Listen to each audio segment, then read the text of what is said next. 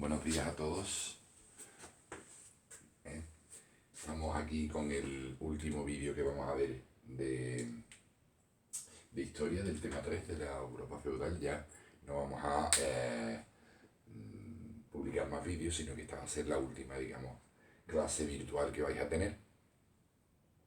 Porque ya, bueno, pues a día 29 de mayo, pues ya prácticamente lo que nos vamos a dedicar a partir de los primeros días de junio es a hacer las recuperaciones, las calificaciones y algún que otro mapa que vamos a hacer de forma online. Y bueno, pues vamos a dejar ya lo que es el temario teórico, ¿no? Bueno, nos quedamos antes de mi baja. Durante esta semana nos quedamos en la Europa feudal, en el tema 3, y estuvimos viendo pues los señores, los nobles, la nobleza, estábamos viendo la sociedad, vimos también el clero, acabamos creo que con el tema del clero, y ahora vamos a ver pues un poco el último escalón estamental, el último estamento, que es ese tercer estamento, que es el pueblo llano, ¿no? ¿Os acordáis que estuvimos hablando de, bueno, pues que había tres estamentos fundamentales, nobleza, clero, y lo que después se llamó durante la Edad Moderna el tercer estado, o bueno, el pueblo llano, ¿no? Que era fundamentalmente era el campesinado, ¿no? Y estuvimos hablando también de lo que era las instituciones del feudalismo, ¿no? Bueno, pues ahora vamos a ver cómo funcionaba un feudo, ¿no? Donde convivían los señores y los campesinos, ¿no? Bueno, pues lo tenéis en el libro. Yo voy a hacer unas explicaciones muy básicas, ¿no? de lo que nos habla un poco el libro, ¿no? En primer lugar, explica el libro que el feudo era una propiedad vinculada. Bueno, el feudo era un trozo de tierra muy grande, ¿no? Y se dice que era una propiedad vinculada porque era una propiedad que era propiedad del señor, de esta familia noble, pero que no se podía vender. Es decir, estaba vinculado porque se transmitía de padres a hijos. Normalmente, además, incluso había una institución que se llamaba el mayorazgo en muchas zonas, donde además se tenía que transmitir de forma íntegra al hijo mayor. De ahí que, bueno, pues los hijos, los segundos hijos o los terceros hijos de un noble, pues claro, no heredaban tierras del feudo. Podía ser que un señor pues tuviera varios feudos, ¿no? Pues fuera conde de un sitio, tuviera un marquesado en otro, y entonces sí lo podía repartir a lo mejor entre los hijos. Pero el feudo como tal, lo que era la unidad, ¿no? La unidad de esa tierra, no podía coger y dividirla, sino que normalmente se la daba al hijo mayor. Por eso se dice que era una propiedad vinculada. Después, a lo largo primero en el siglo XVIII, al principio un poco, y después a lo largo del siglo XIX, muchas propiedades se desvincularon. Ahí viene un término que se llama la desamortización, que lo veréis dentro de 2 años. Las desamortizaciones era desvincular las tierras para que se pudieran vender, ¿no? Bueno, en el señorío, en el feudo, perdón, vivían los señores y los campesinos, ¿no? Los señores podían ejercer en el feudo lo que se llamaba el señorío territorial, o el señorío jurisdiccional, que digamos están unidas las dos cosas, ¿no? Por un lado tenía el territorio, ¿no? Tenía sus derechos territoriales, ¿no? Que era, bueno, pues recibir una serie de rentas, es decir, cobraba unas rentas a los campesinos que trabajaban allí. Bueno, esas rentas podían ser, normalmente era una parte de la cosecha. Después, los mismos campesinos que trabajaban en el feudo para el señor, pues tenían que hacer una serie de prestaciones al señor, ¿no? Es decir, por ejemplo, determinados días pues tenían que trabajar en las tierras del señor. Tradicionalmente se dividía el territorio del feudo, se dividía en lo que era la explotación por parte del señor, que se llamaba la reserva, y después el resto del territorio se dividía en pequeñas parcelas que se llamaban alodios. Reciben muchos términos: alodios, mansos, eran pequeñas parcelas que trabajaba el campesino, ¿no?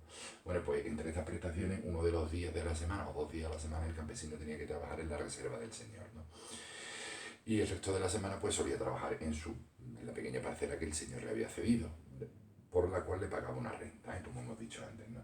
Después estaban los monopolios y las primicias. ¿Qué significa eso? Bueno, pues que normalmente el campesino, pues cuando a lo mejor hacía, pues que te digo yo, ¿no? la recolecta del trigo, bueno, pues no podía ir a moler el trigo a un molino que no fuera del señor, sino que eso lo tenía en monopolio el señor. El señor era también el propietario del molino, el propietario de los almacenes. Entonces esos son los monopolios y primicias, ¿no?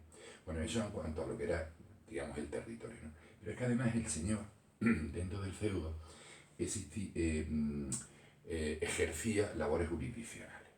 Es decir, era un representante del rey dentro de ese feudo. Entonces, pues ejercía los poderes del rey, digamos que el rey se los delegaba. ¿Os acordáis cuando explicamos el feudalismo? Que el feudalismo consistía en que un rey no podía manejar todo el territorio, entonces lo dividía en feudos, se los daba a sus nobles, a sus allegados, y esos allegados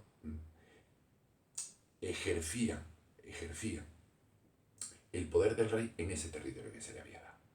No solo de forma, digamos, económica o territorial, como hemos dicho antes, como hemos explicado ahora mismo, sino también de forma jurisdiccional. Esto es, el señor juzgaba a los campesinos, ocurría un delito y era el juez supremo del feudo.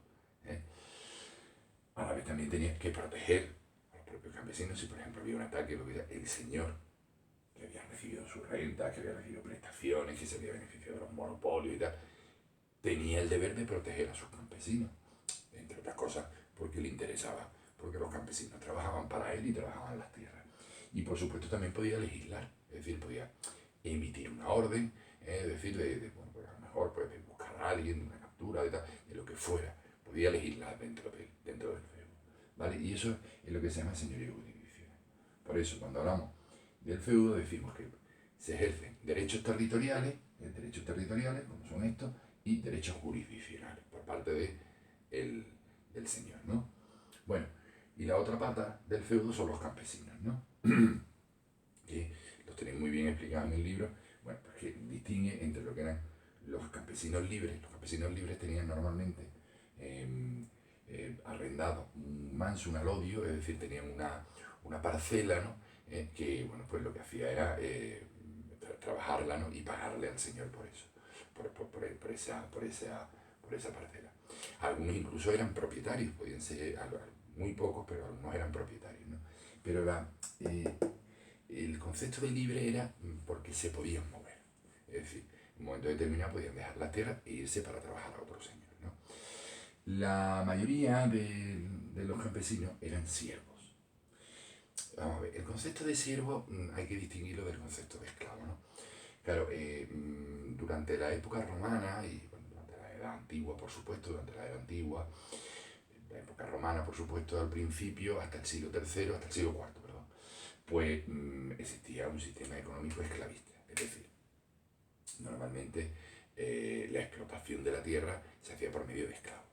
Cuando llegó el cristianismo suprimió la esclavitud. Es decir, el cristianismo, uno de los principios que tiene es que todos los hombres somos iguales, ¿no? A los ojos de Dios, ¿no? Entonces, bueno, pues, ¿qué es lo que ocurre? Que se va a generar un sistema, que es el sistema de la servidumbre. Los siervos, en teoría, no eran esclavos. En teoría, no eran tratados como cosas, como animales, ¿no? Porque los esclavos, para los romanos, eran cosas, ¿no? Bueno, pues cuando llega la Edad Media, evidentemente el siervo es un ser humano, pero no tenían libertad. Es decir, estaban adscritos a la tierra. Entonces, bueno, cuando uno era siervo de un señor, pues tenía que trabajar para ese señor, tenía que trabajar ese trozo de tierra, ese manso que el señor a lo mejor le había dicho, tenía además que trabajar para la reserva del señor, y entonces no podía disponer de su libertad para poder seguir de un sitio a otro. Por eso se llama siervo, porque está unido, está adscrito a la tierra. Es más, cuando el feudo es heredado por el hijo, o puede ser a lo mejor transmitido por lo que sea, confiscado y tal, normalmente los siervos van con el feudo. Es decir, le transmito a mi hijo pues este feudo, de que te digo yo, 14.000 hectáreas, no sé cuántos, con un molino, un pueblo, y 200 campesinos siervos, ¿vale? Esa es la diferencia. Bueno, ¿y cómo era la vida del campesino en aquella época? Bueno, pues en una vida, pues como entenderéis, pues muy dura, a la vez también muy sencilla porque había que hacer pocas cosas, pero con mucha intensidad y siempre las mismas, ¿no? Es decir, lo primero que hacía el campesino eran las labores del campo, ¿no? Bueno, normalmente trabajaba toda la familia, ¿no? En el campo, en el manso, necesitaba el siervo de que sus hijos le ayudara, su mujer, perdón, aunque la mujer tuviera como encomienda la crianza de los hijos y el cuidado del hogar, pero la mujer también ayudaba al campesino, ¿no? ¿Por qué? Bueno, pues porque además se vivía en unos niveles de pobreza increíbles, ¿no? dentro de su parcela que trabajaba, normalmente practicaba las rotaciones, lo que se llama la rotación bienal y la rotación trienal. Bueno, eso es simplemente que dividían la parcela y una parte la dejaban en barbecho, otra la cultivaban con el cultivo de la época y otra pues normalmente la cultivaban de plantas a lo mejor forrajeras, ¿no? Que sirviera. Después, al año siguiente, bueno, pues descansaba otra. Y así hacían una rotación, o bien bienal, de dos en 2 años, o bien trienal, es decir, cada 3 años, ¿no? Que una de las partes, pues, descansara. Ese descanso se llama barbecho, ¿vale? Bueno, ¿qué cultivos normalmente? Bueno, pues los cultivos, imaginaos cuáles eran, los cultivos de subsistencia, ¿no? O sea, los cereales, algunas legumbres, también algún trozo dejaban para cultivo de hortalizas, etcétera, ¿no? Normalmente la producción a qué estaba encaminada, pues primero al autoconsumo, aunque tuviera que pagar también una serie de rentas, una parte tenía que dársela al señor y tal, pero el resto que era pues prácticamente el autoconsumo. No existían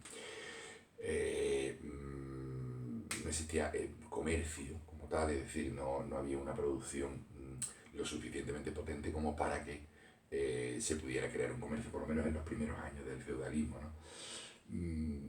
Cuando nace el comercio, el comercio siempre lo ha habido, ¿no? Pero cuando se dio el comercio en, en el, en el ámbito agrícola es cuando existe excedente. Es decir, nosotros, es muy sencillo, tú tienes una parcela, entonces tú cultivas lo que tú te comes, ¿no? Bueno, tú cultivas cereales, tú cultivas algunas legumbres, algunas hortalizas, pues crías un par de cerdos, ¿no? Que bueno, pues cuando llega la matanza, pues los matas e intentas aprovechar todo lo que se pueda de él y tal. ¿Qué es lo que ocurre cuando la productividad va a aumentar? Que va a aumentar sobre todo a partir de la plena Edad Media del siglo XII, el siglo XIII, el siglo XIV.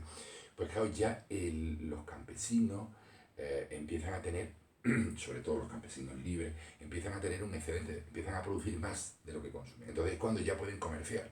O sea, cuando yo ya no me puedo comer todos los tomates que estoy cultivando porque tengo ya una capacidad de cultivar muy grande y tengo una productividad más alta, pues entonces ya puedo comerciar. Y entonces, por eso en la plena Edad Media, es un tema que no vamos a ver, que es el resurgimiento de las ciudades surgen cuando ya los campesinos pueden comerciar con todo lo que les sobra, entonces se crean unos centros que eran las antiguas ciudades romanas, muchos, se revitalizan porque se crea un mercado semanal donde los campesinos llevan sus productos, etc. ¿no? Pero en este momento de la alta Edad Media que estamos viendo los siglos IX, X, XI, pues prácticamente la producción toda estaba dedicada al autoconsumo, es decir, la consumía la propia familia. Era una alimentación muy básica, muy mala, por eso había una altísima mortalidad. No hemos hablado de las cifras, ¿no? De demografía, ¿no? Pero pues durante la Edad Media había una mortalidad infantil brutal, es decir, las mujeres a lo mejor tenían, que te digo yo, durante su matrimonio a lo mejor tenían 6, 7 hijos y a lo mejor sobrevivían 2. ¿Por qué? Porque tenía una alimentación muy mala, pero es que además después los que iban creciendo la esperanza de vida era muy baja, estamos hablando de unas esperanzas de vida en torno a los 30 años. Bueno, pues una de las razones no es solo la guerra, no es solo pues que no hubiera, digamos, una cultura sanitaria, ¿no? También era la mala alimentación que tenía, ¿no? Y también, por supuesto, la poca higiene, ¿no? Que había, ¿no? Y por último, os habla en el libro, que está muy interesante, muy bonito, se puede ver, del calendario agrícola, ¿no? De ese calendario agrario, ¿no? En ese momento, pues, el campesino prácticamente vive, pues, a expensas del año, es decir, tiene un calendario natural, es decir, se acuesta cuando se pone el sol, se levanta cuando se levanta el sol, trabaja de sol, como se suele decir, trabaja de sol a sol, o sea, de sol a sol significa que trabaja desde que sale el sol hasta que se pone. ¿Por qué? Bueno, pues por falta de luz, vamos a decir, o sea, cuando va atardeciendo deja las labores porque es que ya no ve, no por otra cosa, ¿no? Entonces, bueno, pues lo mismo pasa, si eso pasa durante el día, pues lo mismo pasa durante el mes y lo mismo pasa durante el año, ¿no? Pues había una serie de meses que se dedicaban a una serie de cosas, ¿no? Bueno, pues yo qué sé, ¿no? Pues por ejemplo, normalmente los meses de invierno se dedicaban más bien a preparar la tierra, a echar los abonos, a podar y tal. Los meses normalmente primaverales eran meses de recogida, en fin. Entonces, parece perfectamente el calendario. Bueno, pues con esto prácticamente hemos acabado el tema 3, que era el de la Europa feudal. Hemos visto durante el curso toda la parte de geografía y empezamos la historia. Hemos podido ver un par de temas así de manera virtual. Y bueno, ya lo que vamos a hacer son las últimas actividades que se os van a mandar, ¿no? Que son la actividad 1 y 3 de la página 63 y la actividad 1 y 2 de la página 65. Estas actividades las haremos, pues, si os parece bien, para el lunes, ¿no? Yo de todas maneras durante el fin de semana os voy a mandar un par de mapas online, también para que los trabajemos, para que me los entreguéis, muy facilitos y tal, que incluso muy entretenidos de hacer en casa, y con eso pues prácticamente hemos acabado lo que son las clases, ¿no? Y bueno, pues ya nos quedarán, que os daré en estos días las fechas de los exámenes de recuperación para los alumnos de las recuperaciones de la primera y segunda evaluación, ¿vale? Comentaros que todo esto, deciros que todo esto lo voy a poner en un correo electrónico como siempre con las actividades, ¿vale? Y nada, pues que ha sido un reto auténtico estos 10 o 12 vídeos que hemos hecho de los temas de historia y bueno, que espero que la próxima clase pues ya que podamos dar, pues sea ya el año que viene, pero sea con vosotros, ¿no? Estamos en contacto por el correo electrónico, ¿vale? Bueno, pues nada, un saludo.